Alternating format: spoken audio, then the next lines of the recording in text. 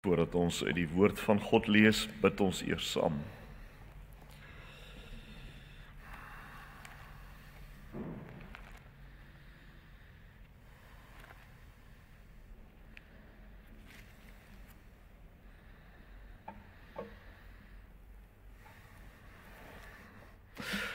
Heilige en almagtige Vader, ons nader U vanmôre ook met die woorde van daardie hemelse koor in Openbaring 4. Heilig, heilig, heilig is die Here God, die Almagtige, wat was en is en kom. Vader, ons kom nie as 'n gemeente in hierdie erediens vanmôre in ons eie naam of in ons eie geregtigheid nie, maar in die naam van die Lam, die een wat waardig gevind is om die boek te neem en die seels oop te maak. Here, ons is stof, nietige mense, en tog het U dit goed gedink om Uself aan ons te openbaar. U het nie stil gebly nie. U het nie toegelaat dat ons in duisternis bly nie. U het ons, soos Petrus sê, uit die duisternis uitgeroep. En ons bid vanmôre, Here, laat U Gees ons oë oopmaak, dat ons die hemelse werklikheid kan sien, wat Johannes die apostel in 'n visioen gesien het. Iets daarvan, laat ons sien wat dit beteken dat daar 'n troon in die hemel staan, en een wat op die troon sit. Laat ons vrees vir die heiligheid van U teenwoordigheid. Wek ook in ons 'n verlange na die dag wanneer U die trane van elke oog sal afdroog, en daar geen dood en smart en geween en pyn meer sal wees nie. Here, laat U woord vanmôre helder skyn. Bring berou waar daar hardheid is. Bring vrede waar daar onrus is. En laat U stem spreek met majesteit en ook sagtheid. Laat U gemeente vanmôre in 'n verwondering aanbid, Here. Laat U woord soos 'n swaard sny, soos heuning troos, soos vuur brand. Laat die Gees neerdaal op die prediker en die hoorder. En ons ook miskien sal kan sê aan die einde van hierdie diens, soos Jesaja uitgeroep het: Hier is ek, Here, stuur my. Vir Christus. Amen. Ons lees uit die boek Openbaring by hoofstuk 4.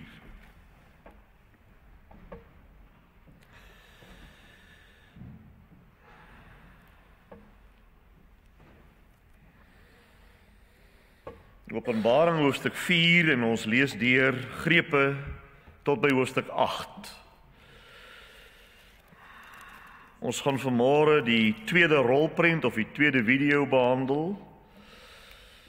So ons doen met ander woorde een boodskap op elke video. Verlede Sondag het ons die eerste video, ons het eintlik met die 7de een begin, sal jy onthou, heel agterste vorm. En verlede week die eerste, vanoggend dan die tweede, dis hoofstuk 4. Eintlik loop hy deur, daar staan wel 7, dis streng gesproke reg, maar mens kan die eerste klompie verse van hoofstuk 8 by die tweede video inreken, soos wat ek dink dit gedoen moet word, en daarom gaan ek dit doen. So ons lees dit ook. So ek gaan vir u sê waar ons lees, en dan spring u oog net elke keer tot by die volgende paragraafie. Ons begin by hoofstuk 4 en by vers nommer 1. Hierna het ek Johannes in die hemel 'n deur gesien wat oopgemaak is, en die stem soos die geluid van 'n trompet, wat ek die eerste keer met my oor praat het gesê: Kom op hierdie een en ek sal vir jou wys wat hierna moet gebeur. Onmiddellik is ek deur die Gees meegevoer en ek het gesien daar staan 'n troon in die hemel en op die troon sit daar iemand. Sy voorkoms was soos opaal en karnieul. Om die troon was daar 'n reënboog met die glans van smarag. Reg rondom die troon was daar 24 ander trone en op die trone het daar 24 ouderlinge gesit. Hulle het wit klere aangetree en op hulle koppe was daar goue krone. Daar het weerligstrale, drenings en donderslae van die troon afgekom. Vlak voor die troon het 7 fakkels helder gebrand. Dit is die 7 geeste van God. Voor die troon was dit soos 'n spieelgladde see, helder soos kristal. Dan wat doen die ouderlinge by vers 11?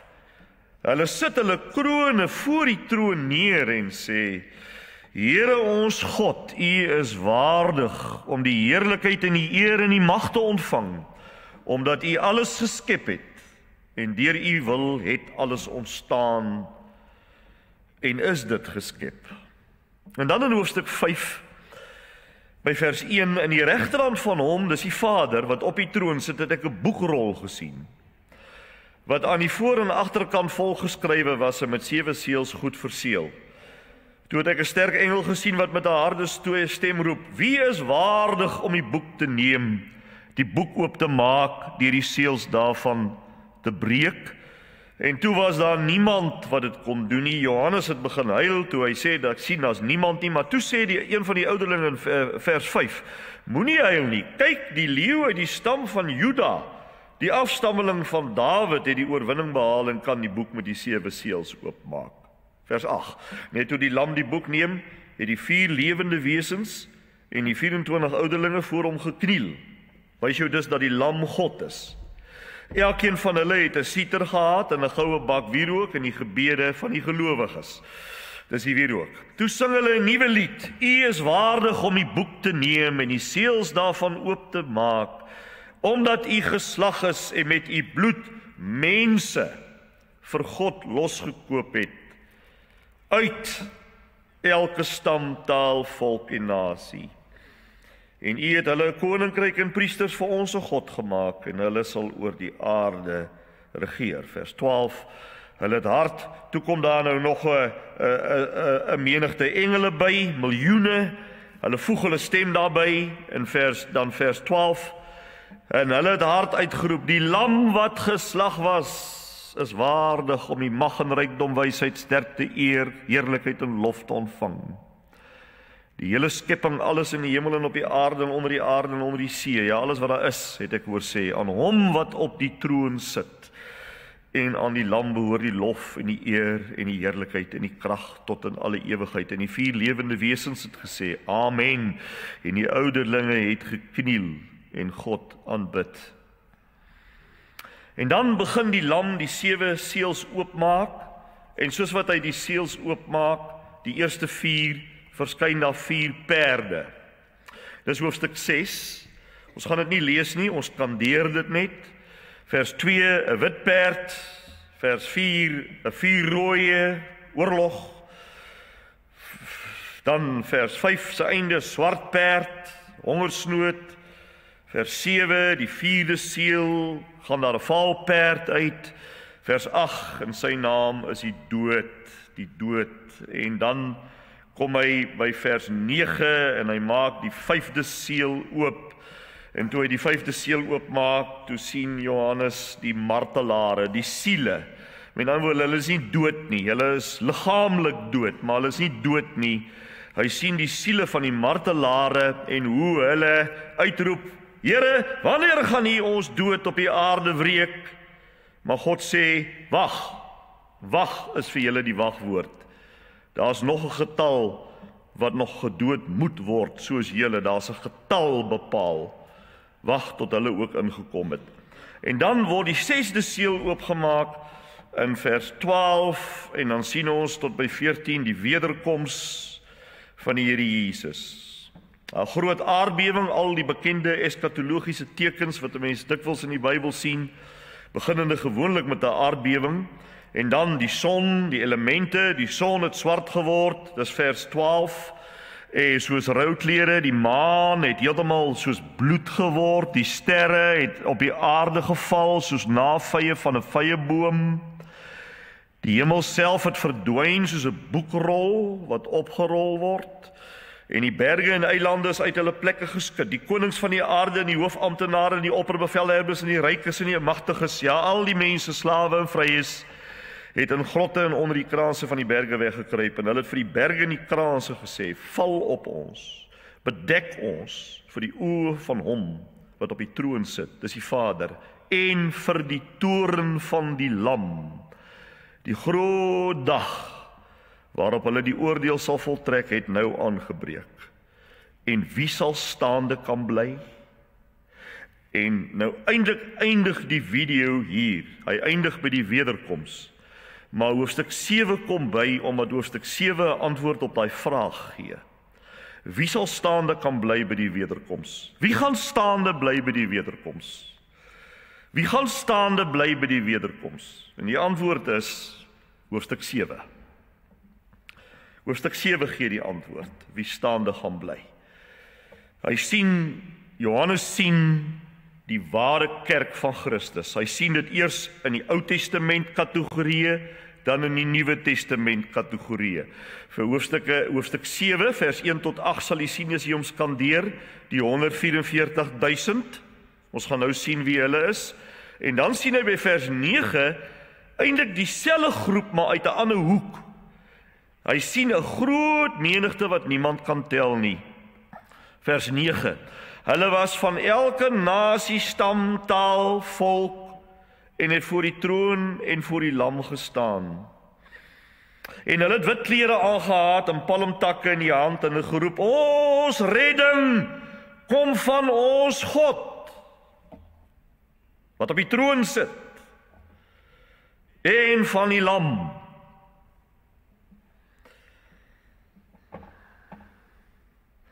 En dan lees ons verder by vers 11, hoe dat daar 'n aanbidding plaasvind voor die troon. En dan lees ons by vers 14, wie hierdie mense is. Hulle kom uit die groot verdrukking, dit verwys na die aardse lewe. Hulle het hulle klere gewas en dit wit gemaak in die bloed van die Lam. Daarom is hulle voor die troon van God, en dien hulle hom dag en nag in sy tempel. En hy wat op die troon sit, sal by hulle bly. Hulle sal nie meer honger en dors kry nie. Die son sal nie brand nie, hittegloed ook nie, want die Lam wat in die middel van die troon is, sal hulle herder wees. En hulle na die fonteine met die water van die lewe lei. En God sal al die trane van hulle oë afdroog. En dan die eerste deel van hoofstuk 8 is streng gesproke eintlik deel van hierdie 7de seël, van die einde van hierdie video. En dit wys vir ons 'n baie belangrike beginsel, en dit is die rol wat gebed speel in alles wat gebeur. Ons kan dit gerus lees, is net 5 verse van hoofstuk 8. Daar was 'n stilte in die hemel, met ander woorde, dit is baie belangrik die rol wat stilte speel voor God. Ons weet God praat nie baie nie. God praat net wat nodig is. Mens sien dit in die Bybel hoe die engele dieselfde doen. Engele sê net wat God sê, hulle praat. Daar's nie 'n gepraat nie. Daar's 'n gepraat wat gepraat moet word, maar daar's hoofsaaklik stilte. En dan sien ons in vers 3, 'n ander engel het toegekom en by die altaar gaan staan met 'n groot wierookbak. Daar's baie wierook aan hom gegee, om dit saam met die gebede van al die gelowiges op die goue altaar voor die troon te offer. Die rook van die wierook wat deur die engel geoffer is, het saam met die gebede van die gelowiges opgestyg voor God. Toe die engel die wierookbak gevat het, het hy die wierookbak gevat, dit met die vuur van die altaar volgemaak en dit op die aarde uitgegooi. En daar donderslae, reunings, weerligstrale en 'n aardbewing gekom. Ons sal dan, as die Here wil, volgende Sondag die 7 basuine, die 7 trompette bestudeer, waarvan ons dan vervolgens lees. So vanmôre lees ons dan tot sover saam. Dit is basies Openbaring 4 tot aan die begin van hoofstuk 8.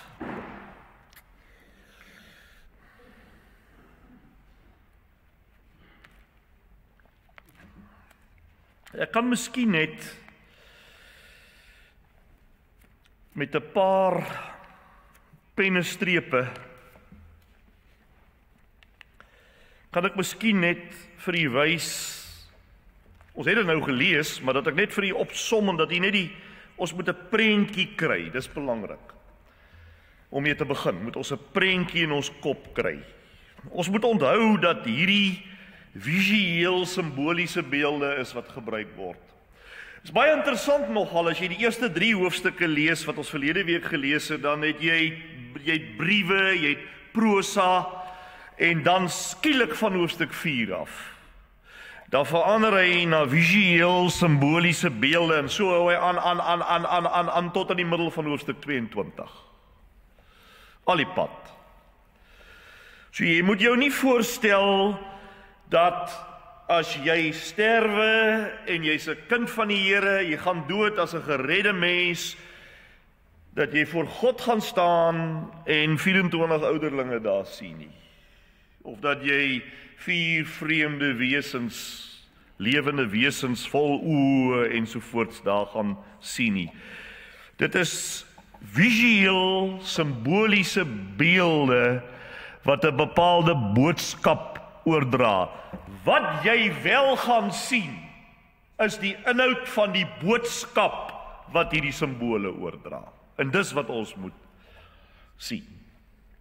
Dis wat jy gaan sien as jy in die hemel kom. Hy gebruik simbole, hy gebruik visueel, jy kan dit sien, voor jou oë kan jy dit sien, die prentjie sien.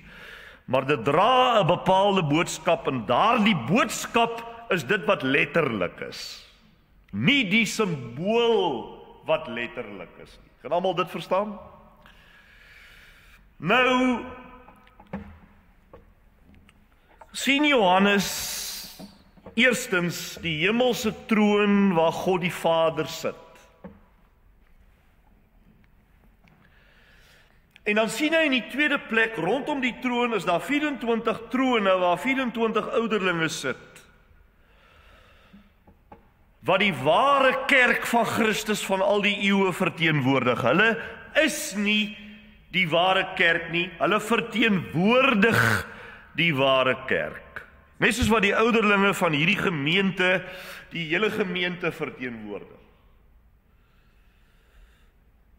En dan in die derde plek sien hy, rondom die troon is daar ook tweedens 4 lewende wesens, wat dag en nag net een ding doen, en dit is om die heiligheid van God te besing. Dit is gerubs hierdie. 'n Gerub is 'n engel van die hoogste orde.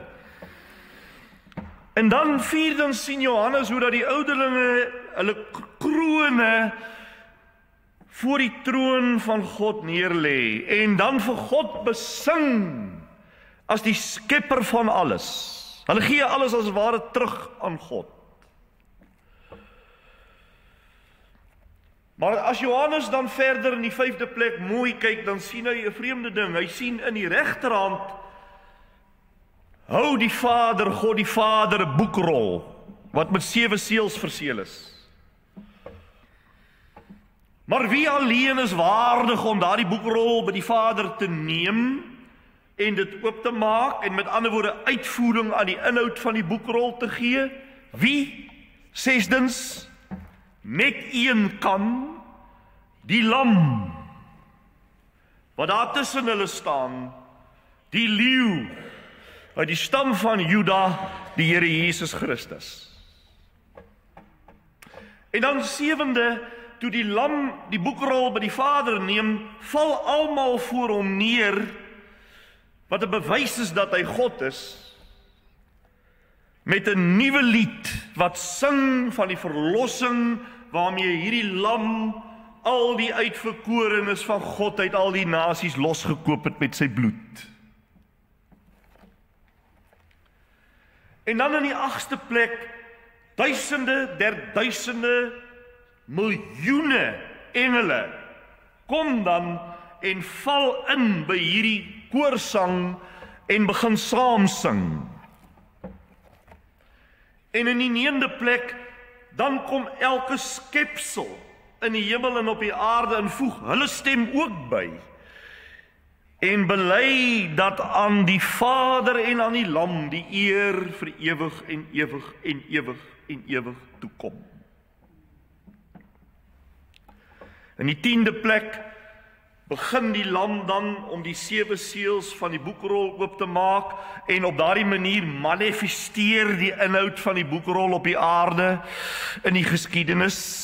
11de, 'n wit, 'n rooi, 'n swart en 'n vaal perd hardloop wat versimboliseer eerstens bose verowering en onderwerping, die wit perd. Tweedens oorlog, derdens hongersnood, vierdens die dood. En dan 12dens by die oopmaak van die 5de seël verskyn die siele van almal wat as martelare vir Christus gesterwe het en hoe hulle dan daar wag totdat die volle getal van die wat nog gedood moet word ook bygevoeg word by hulle getal. 13de plek, die oopmaak van die 6de seël bring die wederkoms van Christus, die einde van die tyd en die volëinding van alles wat gepaard gaan met 'n totale ontwrigting van die skepping en 'n skrikbevange verlore mensdom wat nie weet waar om te skuil nie. Totale pandemonium. En dan die vraag, wie sal, dis 'n logiese vraag, wie sal staande kan bly op hierdie groot dag van God se wraak? En dan in die 14de plek, hoofstuk 7 wys vir ons wie staande sal bly by die koms van Christus, naamlik die ware verloste kerk van Christus van al die eeue, versamel uit die Jode en versamel uit al die ander nasies en tale wat met God se merk gemerk is en in heerlikheid by God verkeer. En dan in die laaste plek, die 15de plek, die oopmaak van die 7de seël wys dan vir ons hoe dat gebed die kernfaktor is wat God altyd deur gebruik om sy dekrete uit te voer in die geskiedenis. Gebed. Kan jy dit dink? Dat die soewereine God wat net kan sê so en so, wat by die skepping gesê het, laat daar lig wees, en daar was lig, dat daar die soewereine God kies en sê, nee, ek sal my kinders se gebede gebruik in die uitvoering van my dekrete. Is dit nie asemrowend nie?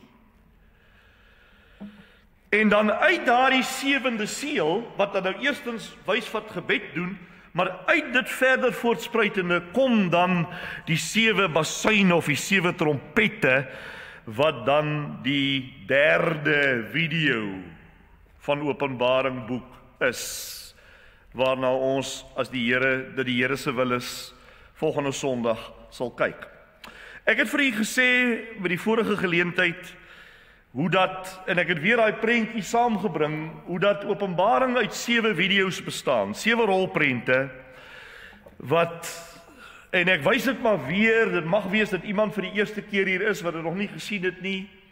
Mens kan dit in jou Bybel merk, in my Bybel is dit beslis gemerk, dat ek kan sien waar die video's begin en waar hulle ophou, maar ek noem dit nou maar video's, dit staan nêrens so in Openbaring nie, ek noem dit nou maar so, want dit is belangrik om dit te verstaan, hoe Openbaring werk, hoe die metode wat Openbaring gebruik, om vir ons te beskryf wat die geestelike konflik is, wat in die geskiedenis tussen Jesus se eerste koms en sy wederkoms afspeel in die kerk van Christus. Want dis waaroor Openbaring gaan. Vriende, luister mooi net na hierdie woord, dan sal jy verstaan. God het net na die sondeval, Die sondeval het nog skaars plaasgevind. Toe gee God 'n belofte. Toe sê God in Genesis 3 vers 15 sê God, hoorie, hy praat met die slang. Hy sê, hoorie, ek wil net vir jou sê, uit hierdie vrou, dis Eva, gaan daar 'n manlike persoon kom, wat jou kop gaan vermorsel, hoewel jy hom in die hakskeen sal byt. En al wat die boek Openbaring doen, is om vir ons te wys hoe daardie belofte, ons noem dit die moederbelofte, hoe daardie belofte die geskiedenis uitspeel. En hoe dat die oorwinning wat God by die sondeval reeds aangekondig het, naamlik dat hierdie man, hierdie enkelvoudige persoon, wat nie 'n vrou sal wees nie, wat 'n man gaan wees, hoe hy die Satan se kop vermorsel, hoe dat dit uiteindelik ook die einde van Openbaring boek is. Hoe Openbaring boek vir ons wys hoe dat die hele geskiedenis gaan oor die kerk. Die hele geskiedenis, dit gaan nie oor Amerika nie, dit gaan nie oor China nie, dit gaan nie oor wêreldoorloë nie, dit gaan nie oor die ekonomie nie, dit gaan nie oor die politiek nie. Daai goed is alles net legkaartstukkies wat God gebruik oor die afgelope 2000 jaar om die bruid van die Here Jesus uit al die nasies te roep na Christus, te red en te verlos. Die spulpunt van die geskiedenis is die kerk, nie 'n denominasie nie. Die ware kerk van Christus is die spulpunt van die geskiedenis. Dis waar God se hart is. Dis waarna toe alles op pad is. Maar in hierdie proses, tussen die eerste koms van Jesus en die wederkoms van Jesus, in hierdie proses is daar 'n onsigbare geestelike konflik agter die skerms aan die gang. Die slang is besig om hierdie manlike persoon en sy navolgers in die hakskeen te byt. Die draak en sy helpers is in opstand teen Christus en sy kerk. Toe ons verlede week die eerste video behandel het en daar die hele gedeelte gelees het oor van die 7 briewe aan die 7 gemeentes, jy kan nie anders as jy dit lees om te sien hoe dat daar 'n onsigbare geestelike konflik in die kerk aan die gang is nie. En 'n mens wonder, hoe gaan hierdie hele besigheid uitspeel uiteindelik? Wel, dit gaan uitspeel soos wat God by die moederbelofte gesê het dit gaan uitspeel. God bestuur die hele geskiedenis ten bate van sy kerk. En ek wil vir die kategories vanmôre van hierdie kansel af sê, ek wil op geen ander plek wees in my lewe as by die Here en by sy kerk nie. Ek wil daar wees waar God is, waar sy hart is. Anders waar is ek? En waar eindig ek uiteindelik as ek in my graf afsak? Wat môre kan wees? Die Here help ons. Die Here help ons.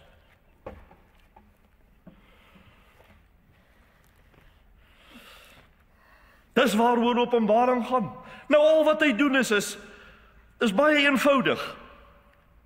Hy gaan 7 keer na mekaar. Dis hoe Openbaring werk om te beskryf wat ek nou gesê het. 7 keer na mekaar gaan hy en hy beskryf presies dieselfde ding oor elke keer vanuit 'n ander hoek. En elkeen van hierdie 7 siklusse eindig by die wederkoms. En so weet ons dat dit die einde van 'n siklus is. Ons het dit gesien aan die einde van 3. Ons het dit nou gesien aan die einde van 6. Ek het vir die gesê 7 sê net wie gaan staande bly. En ons gaan dit sien ook by 11, 14. So gaan ons deur en daar is die 7 video's.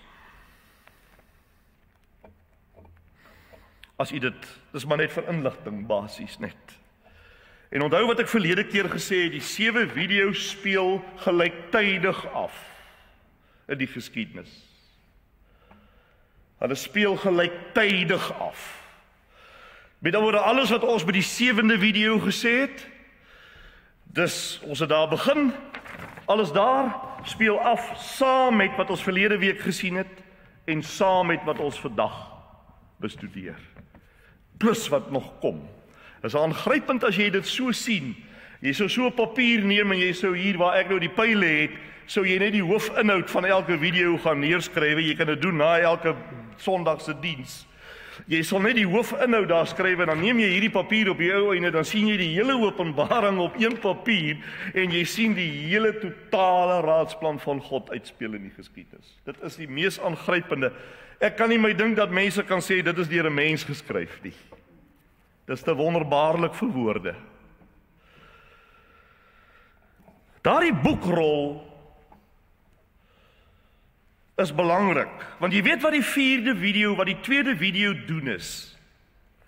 Die 2de video, jy sal sê nou, maar hoe verskil dit nou van die eerste? Kyk, die eerste video het vir ons gewys dat daar 'n strydende kerk op die aarde is. Maar die 2de video wys vir ons dat in die hemel daar 'n troon is.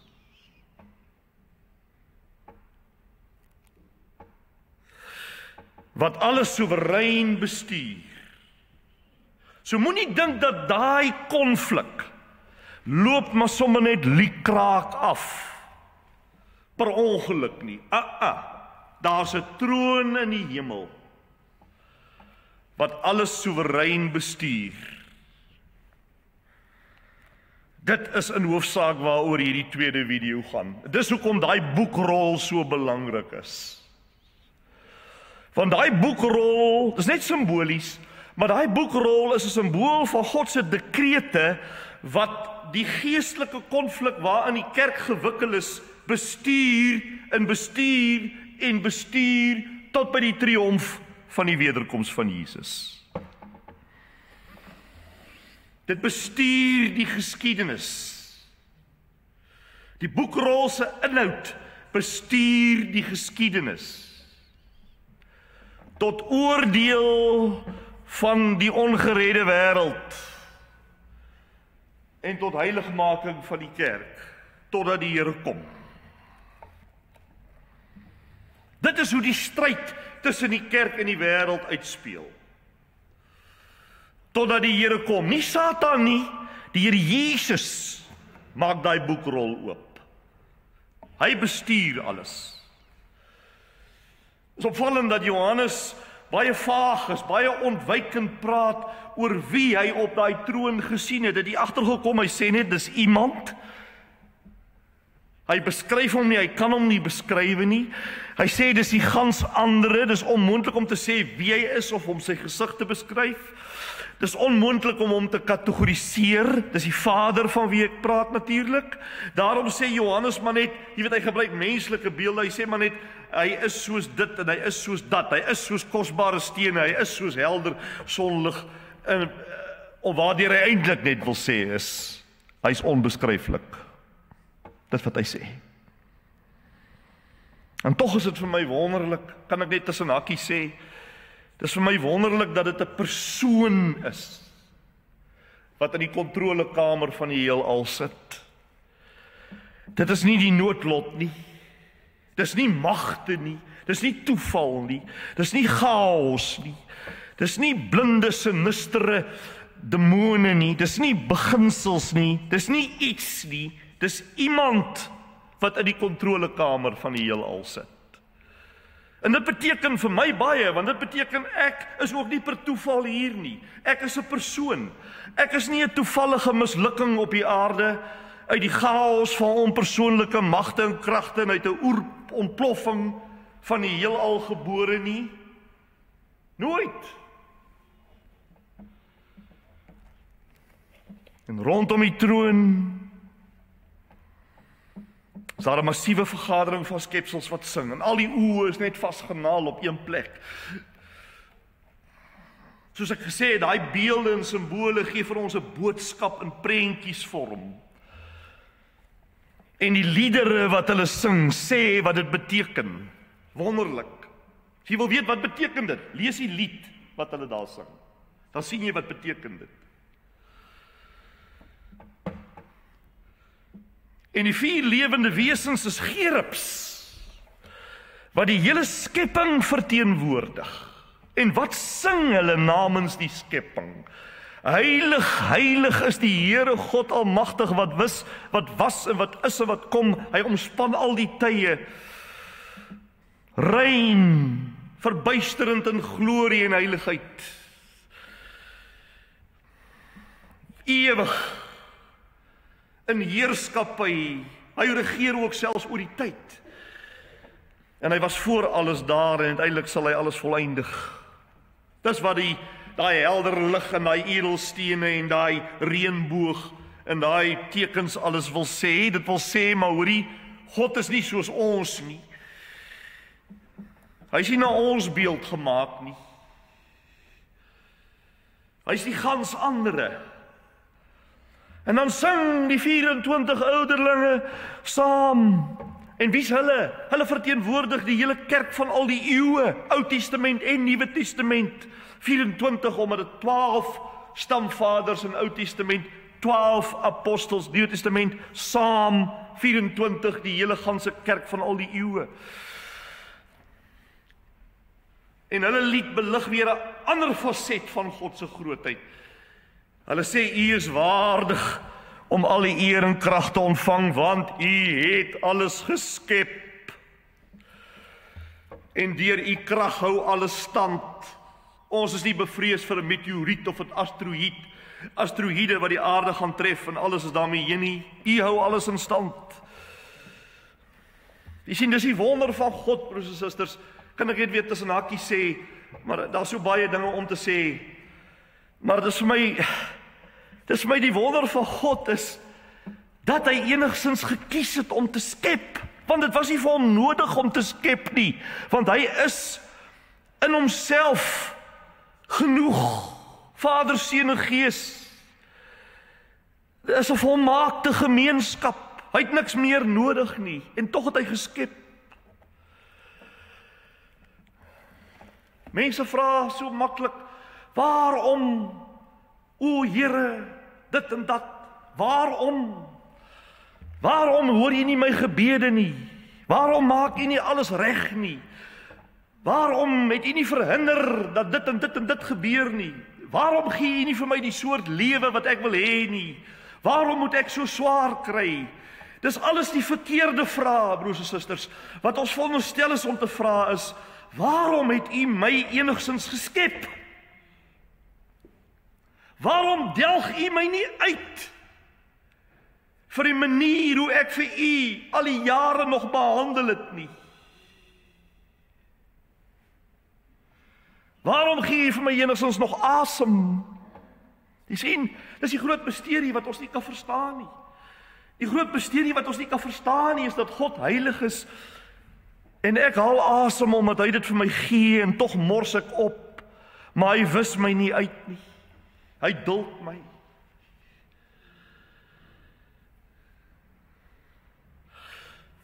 Met ander woorde, die 4 lewende wesens en die 24 ouderlinge verteenwoordig die hele skepping en die hele kerk van Ou Testament, Nuwe Testament, en hulle sing saam. Is dit nie onbeskryflik nie?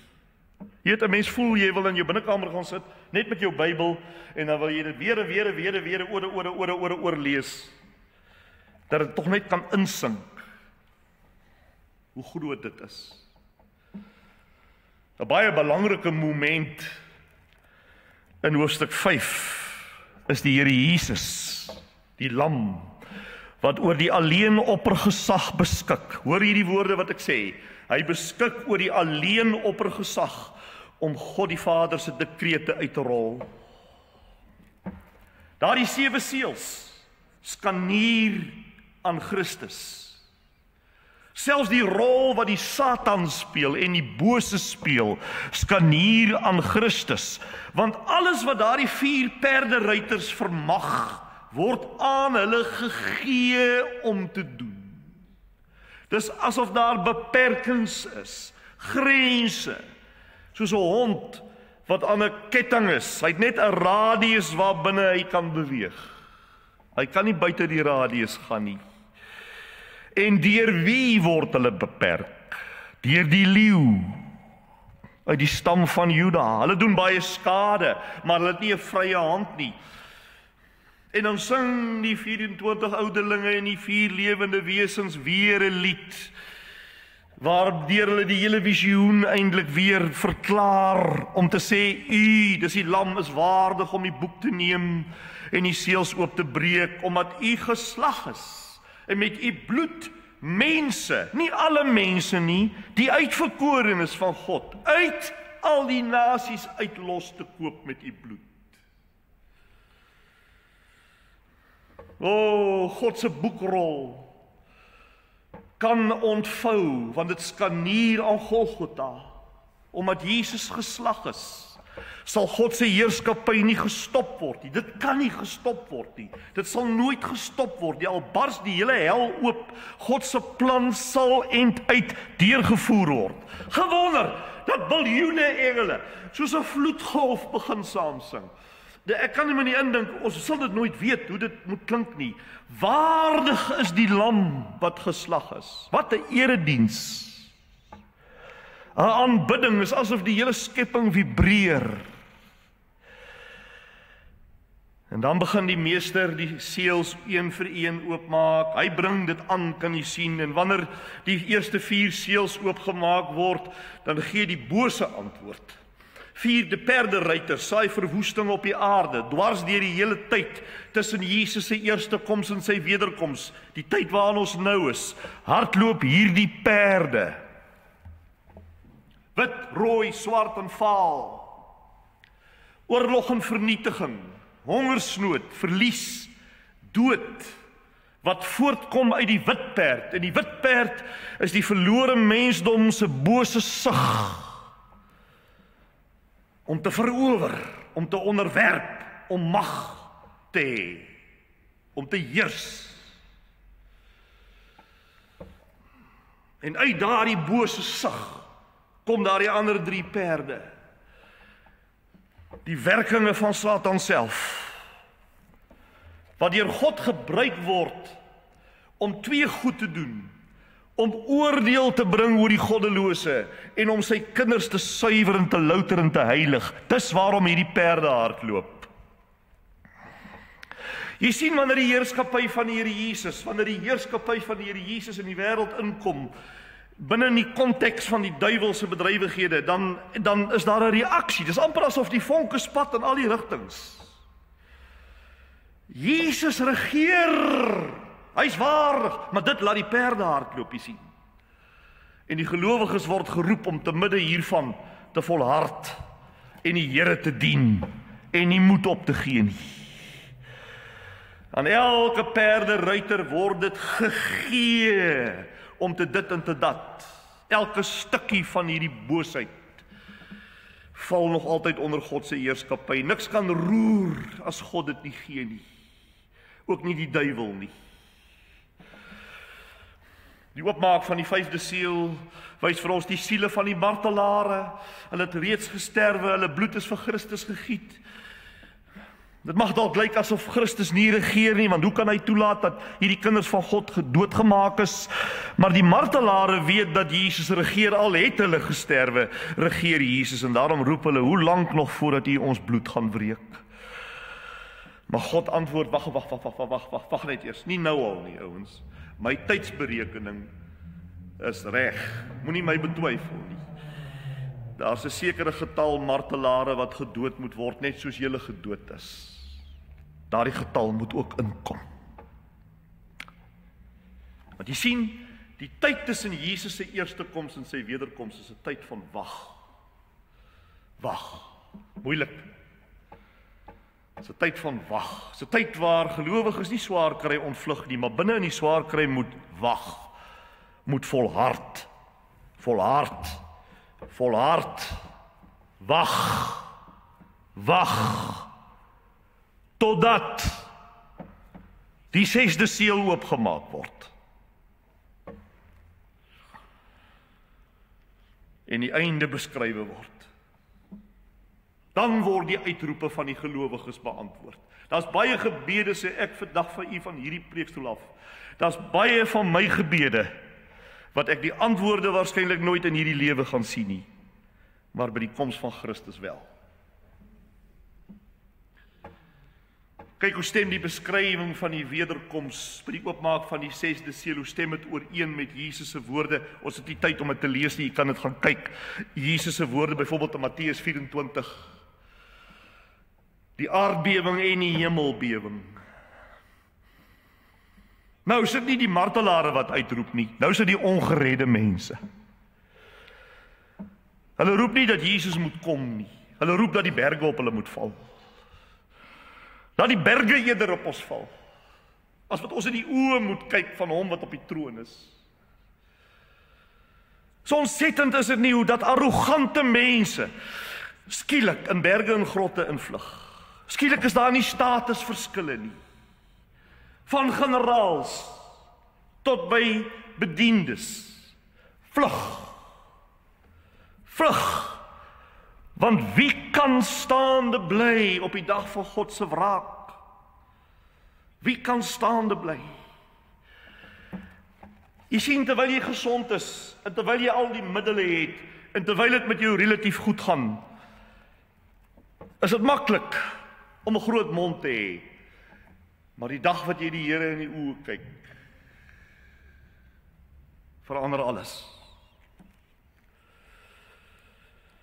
Waarom nie liewer bekeer nie, o siel? Waarom nie eerder jou tot God bekeer nie?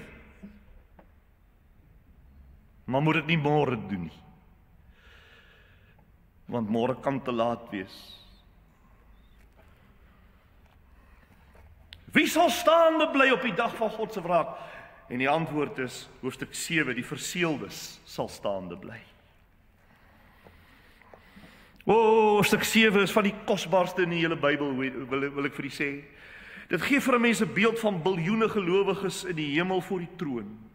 Dis hulle wat sal staande bly. Johannes sien eintlik, dis eintlik een visioen, maar hy sien eintlik dieselfde groep mense, maar hy sien dit in twee visioene. Eerstens die kerk vanuit die Ou Testament perspektief en dan die kerk vanuit die Nuwe Testament perspektief. Maar dit is een kerk. Wat 'n probleme jy ook al het. Weet dit, tydens die dag van die Lam se wraak, wanneer mense roep dat die berge op hulle moet val, sal sommige mense veilig wees. Wie is dit? Is diegene wat God se seël gehad het. Dis 'n simbool wat sê 'n seël, is 'n simbool wat sê jy behoort aan hom. Dis eienaarskap. Jy's syne. Dis nie 'n letterlike seël nie. Dis net soos wat die ongeredde mense die merk van die dier het. Die teenpool van die merk van God is die merk van die dier.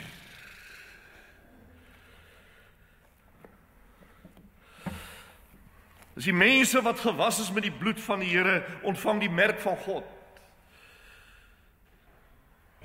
Maar dis nie regtig net Jode nie, al word daar gepraat van 144.000 Israeliete. Dis ook nie letterlik 144.000 nie, onthou dis 12 maal 12.000 wat dui op volkomenheid. Hierdie is die volkome getal gelowiges. Dit is ook nie werklik 12 stamme van Israel nie, want as jy mooi daarna gaan kyk, sal jy sien dat dit ook nie die korrekte volgorde van die stamme is wat hy hier gee, soos in die Ou Testament nie. Daar's name wat weggelaat is, daar's ander wat toegevoeg is. Dis 'n suiwer simboliese beskrywing hierdie. Suiwer simbolies. Die 144.000 is simbolies van die Here se totale kerk uit die Ou Testament. En hulle vorm 'n naatlose eenheid met die mense wat Johannes van vers 9 af sien, naamlik die kerk van die Nuwe Testament uit al die nasies, tale, volke. Ontelbaar. Jy moet hulle saamvoeg, verstaan almal dit? Eers uit die Ou Testament, dan die kerk in die Nuwe Testament uit die nasies. Dis hulle wat sal staande bly. Onthou hoofstuk 7 gee die antwoord op die vraag aan die einde van hoofstuk 6. Wie sal staande kan bly? Hier is die antwoord. Hulle wat sal staande bly by die wederkoms is hulle wat die verseeldes is. En hulle begin nou ook saam sing met diegene wat in hoofstuk 4 en 5 gesing het. Hulle voeg ook hulle stem by daai 4 lewende wesens en die 24 ouderlinge en die biljoene engele en gerubs. O, is dit dan wonderlik, almal is voltallig. En wat sing hulle? Dit is so jammer dat hierdie boodskap so lank is, want mens moet eintlik nou stadig deur hierdie gaan. Want ek wil stadig gaan, maar ek sal nie. Ek sal vinnig gaan, maar weet jy, ek kan nie die boodskap hier laat vanmôre as ek nie vir u wys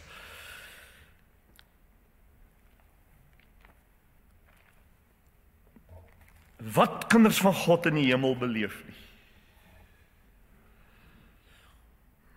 Kyk wat sing hulle vers 10. Mens kan dit amper noem die sentrale teks van die hele Bybel. Dis die sentrale teks van die hele Bybel. Hulle sing die redding kom net van God wat op die troon sit. Dit is die wit klere wat ons aan het. Dis ons redding. As ons dit self moes wit gemaak het, as ons dit self moes wit gemaak het, dat ons soos die ander geroep berge val op ons. Maar dis hy wat ons gewas het. Daarom kan ons hom nou dag en nag dien en ons vergaap aan sy glorie. Kan jy sien die inhoud van die tweede rolprent, die tweede video, kan jy sien? Dis asof die Heilige Gees wil sê, Tafelberg gemeente, dit is die ware werklikheid wat die geskiedenis beheers. Nie die goed op die televisie nie.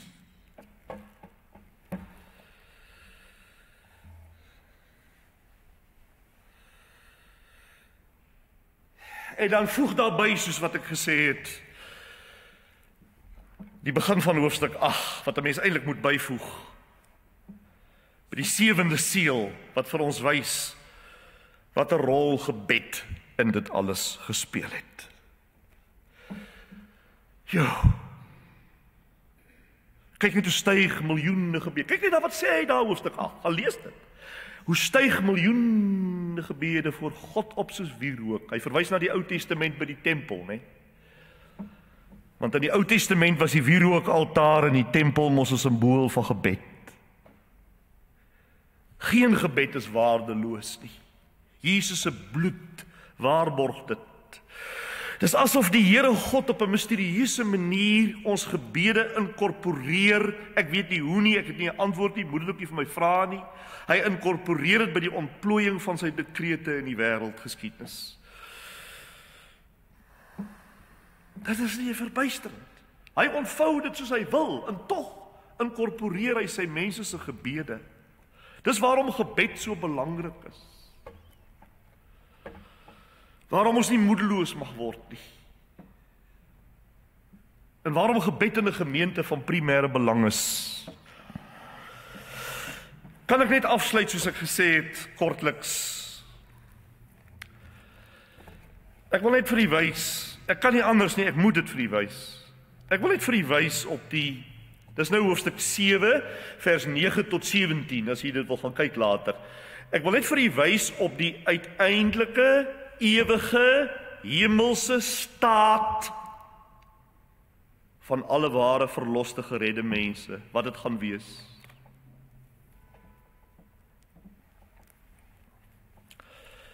En kinders van die Here wat al gesterwe het, beleef dit reeds. Eerstens, hulle is heeltemal bevry van sonde.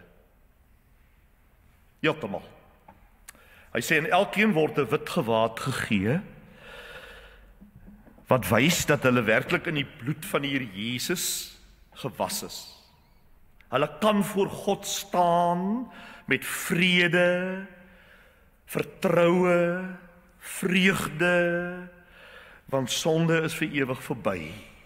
Hulle is nou foutloos in God se teenwoordigheid. Dink jouself dit in. Dink Tafelberg. Dink. Foutloos. Maar nie vir 'n jaar of 2 jaar nie. Tweedens, Hulle is heeltemal verlos van verdrukking. Nooit weer sal hulle in 'n situasie wees waar hulle geestelike onrus of hartseer of benoudheid sal ervaar nie. Geestelik, fisies, emosioneel sal hulle nooit weer probleme ervaar nie. Hulle is nie meer onderhewig aan beproewings, verdrukking, vervolging, versoekings, soos dit in hierdie wêreld was nie. Hulle het gemoedsrus. Hulle het vrede in hulle harte, omdat die prins van vrede 'n koninkryk van vrede het, waar daar nie verdrukking is nie. Dit sê die teks. Derdens, hulle is ook heeltemal verlos van benoudheid. Benoudheid. Hulle sal niks kort kom nie. Vers 16 sê dat hulle nie weer honger sal hê nie. Hulle sal nie weer dors nie. Die sonlig, dis alles simbole, nê? Die sonlig sal nie op hulle skyn nie. Daar sal nie hitte wees nie. Skroeiend. En so sal elke fisiese behoefte vervul word. Dis simbole wat sê. Dit sê vir my dat daar 'n volle voorsiening. Is dit nie? En daarom staan hulle voor die troon van God en dien hulle hom dag en nag. En hy wat op die troon sit sal onder hulle woon. Want die lam wat in die midde van die troon is, sal hulle voed en hulle na lewende waterfonteine lei, simbolies, en God sal die trane uit hulle oë vee.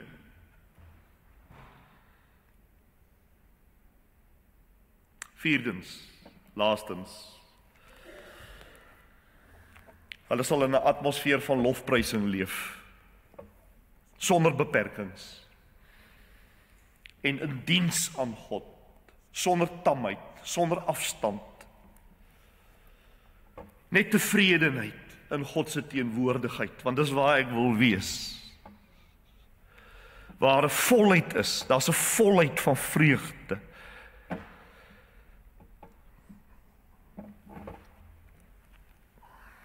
Dit is die seëninge volgens hierdie teks wat alle in Christus bekeerde mense as oorwinnaars gaan ervaar wanneer Christus terugkeer. En die stryd, die geestelike oorlog, finaal en vir ewig en vir altyd verlede tyd is. Dit is verby. Amen. Ons gaan saam bid en die Here loof en dank. Kom ons doen dit nou.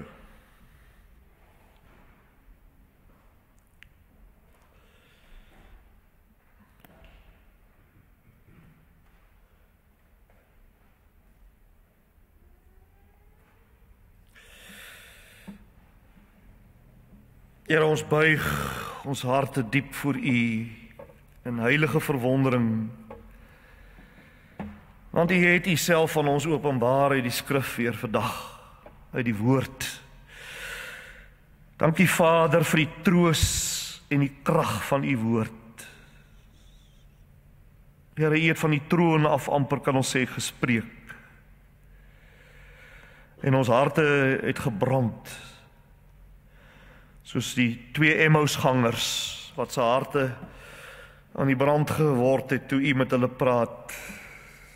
Dankie dat ons vandag kon sien met die oë van geloof dat U regeer, dat U nie 'n ver afwesige God is nie, maar dat daar staan in Hoofstuk 4 vers 2, daar's 'n troon in die hemel en daar sit een op die troon. O, wie is ons dat ons dit mag hoor? Dat die boek oopgemaak is vir ons. Dat die geheimenisse van U raadsplan as dit ware voor ons ontvou. En Here, al is die meeste van dit wat gesê is in simbole gesê, weet ons presies wat dit beteken. Ons weet wat dit is.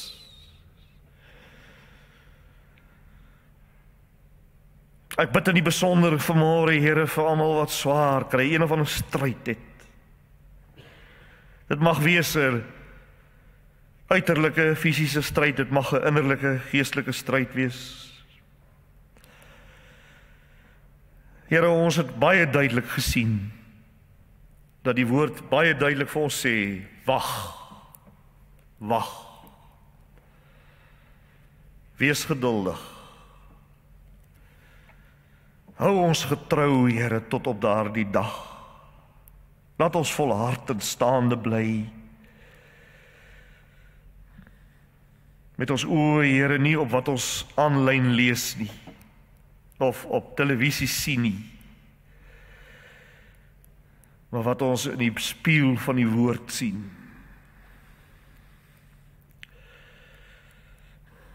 Ons bid dit in die naam van hom wat leef en regeer, Jesus Christus, die Alfa en die Omega, die begin en die einde, en beslis die een wat kom. Amen.